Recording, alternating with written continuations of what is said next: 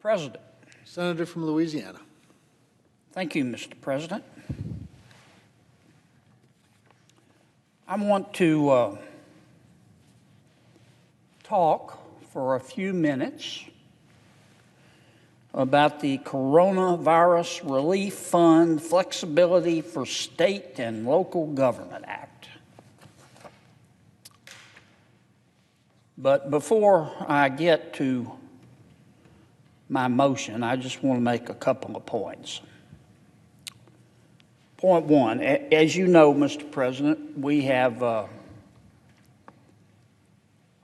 passed 4 bills dealing with the pool of misery America and the world find themselves in with respect to the coronavirus.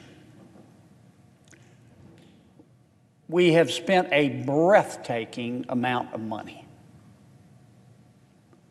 I never imagined that I would vote for bills of the magnitude that I have voted for. But we all did what we had to do. If you add up the 4 bills, we've spent $3 trillion so far. I've expressed it this way before, but I'm going to keep doing it because it's just a breathtaking amount of money. $3 trillion is 3 0 0 0 0 0 0 0 0 0 0 0 taxpayer dollars. We may have to spend another $3 trillion. As you know, we've set up some facilities at the Federal Reserve. They're called 13-3 facilities, through which the Federal Reserve is loaning money to American businesses to try to keep them afloat after government shut down the American economy. The Federal Reserve cannot lose money. Now, I'm not suggesting that all $3 trillion that the Federal Reserve ends up loaning out will remain unpaid. I hope not. But the portion that does go into default, we're going to have to appropriate money to cover those losses. We've already appropriated $450 billion, but if the losses go higher, we've got to cover them. So we've spent $3 trillion for certain, and potentially we could have to spend another $3 trillion. Staggering amount of money. The entire United States economy, the greatest economy in all of human history, to put things in context, is $21 trillion a year. That's how much we produce a year, if you add up all the goods and services that we as Americans produce. As you know, the Speaker Pelosi has introduced yet another bill, a 5th bill. The House has passed it. It was on a party line vote. I think one Republican voted for the bill. A number of Democrats voted against it. It was a close vote, but the House passed it at Speaker Pelosi's suggestion. It would cost another $3 trillion. And I have to tell you, Mr. President, when I first heard about the bill, and after I looked at the bill, I was very, very surprised. I was shocked. I mean, I don't mean to overstate my case. I didn't faint or anything, but I was really, maybe it would be fair to say my emotions were a cross between surprised and shocked. It's not a coronavirus bill. It's a Remake American Society bill. For one thing, it would cost another $3 trillion. I'm not going to recite the zeros again, but $3 trillion is $3,000 billion on top of the money we've already spent. And it really would remake American society. The Speaker included provisions about our immigration laws. A lot of taxpayer money would be given to people who are in our country illegally. It would let federal prisoners go free. It would expand the Affordable Care Act, which we call, even President Obama calls Obamacare. I remember when Obamacare passed, we were promised, President Obama promised, if you pass this bill, health insurance will be cheaper and it'll be more accessible and your life will be better. None of those things have any resemblance to reality. And of course, I could go on about Speaker Pelosi's legislation. It's not going to pass the United States Senate. I suspect she knows that. So what's going to happen next in this opera? Well, if passed as prologue, the majority leader and the minority leader in the Senate and the majority leader in the House and the Speaker and Secretary Mnuchin, all of whom I have respect for, will go off and they'll negotiate a deal. And then they will come back and they will present it to the Senate and the House. And if passed as I could be wrong, of course. I'm in labor, not management. I could be wrong, of course, but the bill won't go through regular order. It'll never be considered by a committee. We probably won't be allowed to amend the bill because a deal has been made. It'll be take it or leave it. Now, if passed as prologue, given the circumstances, people will moan and groan, but they'll vote for the bill, whether they know what's in it or not, whether they were included in the discussions or not. That's what happened with the CARES Act. I'm not sure that's going to happen this time. I'm not sure this time that the non-negotiating senators and House members are going to moo and follow their leaders into the chute like cows. I think this time might be different. I'm not saying that's a good or bad thing. It depends on what the deal is. But I'm raising the possibility. Speaker Pelosi could eliminate every other word in her bill and cut the price tag in half, and I still don't think that the Republicans in the United States Senate are going to support it. And if she takes out all the goodies for the left wing of her party, I don't use that in a pejorative sense. If she takes out all the goodies that remake Western civilization in her bill, I'm not sure that the left wing of her party in the House is going to vote for it. What I'm saying is, Mr. President, for better or worse, I'm not sure there's going to be a fifth bill. That's point two. Point three. Let me go back to our CARES Act.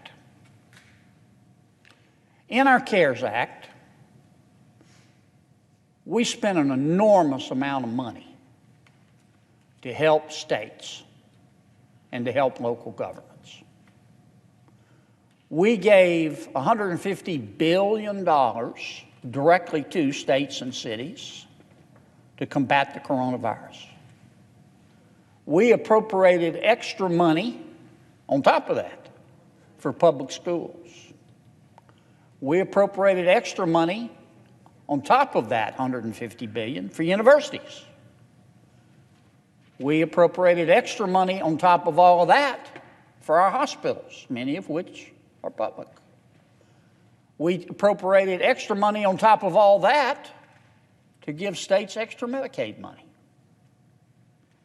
My state received $1.8 billion for state and local government, $300 billion for public schools, $200 million, did I say billion? I meant million. $1.8 billion for state and local government, $300 million for schools, $200 million for universities, over $600 million in climbing for our hospitals, and extra Medicaid money. It's about $3.5 billion in Louisiana. That's a lot of money along the bayou. So I want to dissuade people who say we haven't done anything for state and local government. We have. We've done a lot. That's point 3. Point 4. I'm not guaranteeing it's my final point, but I intend it to be. Point 4.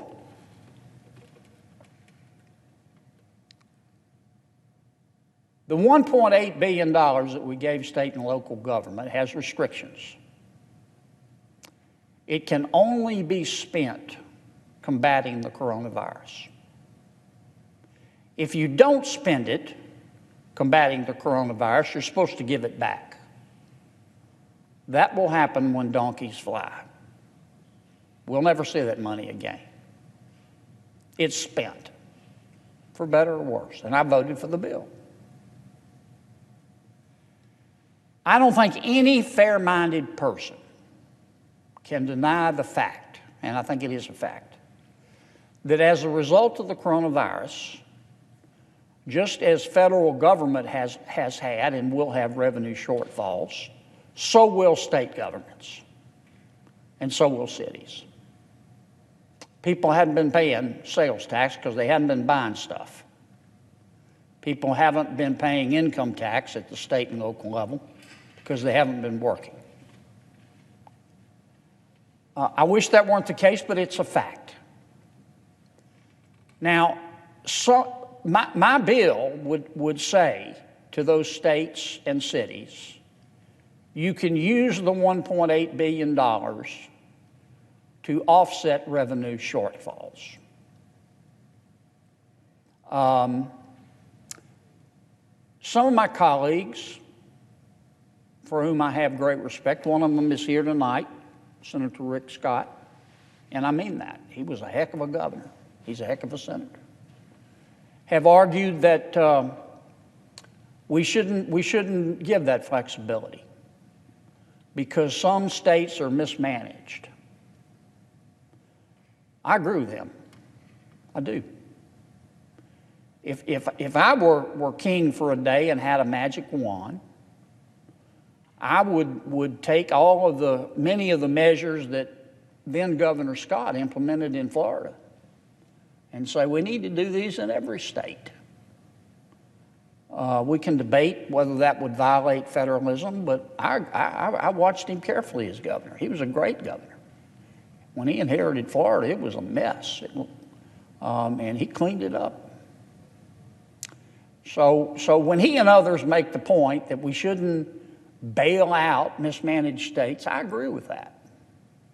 But I can't divorce myself from the fact that every state, mismanaged, well-managed, medium-managed, poorly managed, had revenue losses as a result of the coronavirus.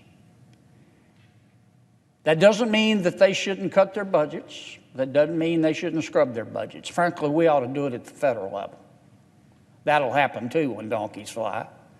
But we expect our friends at the state level and at the local level to scrub their budgets. But I still think they're going to come up short. And I worry that if they do, and they have to start laying off first responders, it's going to hurt the recovery. Now, not everybody agrees with what I just said, and not everybody agrees with Senator Scott's position. Reasonable people disagree sometimes, but this much I also know, whether you agree or disagree. Senators, for the next 6 months, Senator Scott's not going to convince, for example, Governor Cuomo in New York to adopt his position. I'm pretty confident of that. And over the next 6 months, Governor Cuomo is not going to, I know this, is not going to convince Senator Scott to adopt his position. In the meantime, we've got a problem to deal with. And I'll make one final point. Some of my colleagues have said, Kennedy, we don't need your bill because the Treasury Department, the Secretary of Treasury, has issued directives saying that the money can be used for first responders. Now, look, I'm a big Secretary Mnuchin fan. I think he's been a rock star through this process. But I don't understand this concept of a directive. I know what a rule is. I know what a regulation is. I know what due process is. I know what the Administrative Procedure Act is. And I don't think a directive fits in to those categories. I also know that a secretary of a department, no matter how bright and capable and talented he may be, cannot change an act of Congress. And the CARES Act doesn't say a deadgum thing about using this money for first responders. And if I'm a governor, I'm going to worry that if I do spend the money without an act of Congress, that someday knock, knock, knock on my door. Hello? I'm from the government. In fact, I'm an inspector general, and I want to see your books. And I've looked at your books, and I want you to give that money back. It's happened before. The only way to give our friends in state and local government security is for us to pass a law, not for the bureaucracy to tell us what we did. We know what we did. Look, I know that some on my side of the aisle disagree with me. And I've learned a little bit in 3.5 years. I've learned two things mostly, Mr. President. I learned this the first week. Everybody up here who smiles at you is not your friend. And number two, I've learned up here, you've got to watch what people do, not what they say. This bill's not coming to the floor of the United States Senate anytime soon. I know that. I get it. I'm just saying it should. I'm saying if it does, it'll get 90 votes. And I'm saying finally that these revenue losses are real. Managed, mismanaged, we can debate that forever. They're real. And we've got to get this economy up and going again. And if states are laying off teachers and first responders and policemen and firemen and people at public hospitals, or raising taxes, it's going to be that much harder. That's why we ought to pass my bill. It doesn't spend a single solitary new penny. No new money. It just gives governors and mayors a little more flexibility. And for that reason, Mr. President, I have to read this long script. I ask unanimous consent that at a time to be determined by the majority leader in consultation with the Democratic leader, the Committee on Appropriations be discharged from further consideration of S. 3608, that's my bill, and the Senate proceed to its immediate consideration. I further ask, Mr. President, that there be 2 hours of debate equally divided between the proponents and the opponents of the bill, and that upon the use or yielding back of that time, the Kennedy substitute amendment number 1581 be considered and agreed to, the bill as amended be considered and read a third time, and the Senate vote on passage of the bill as amended with a 60 affirmative vote threshold for passage with no intervening action or debate. Finally, if passed, Mr. President, the motions to reconsider be considered made and laid upon the table.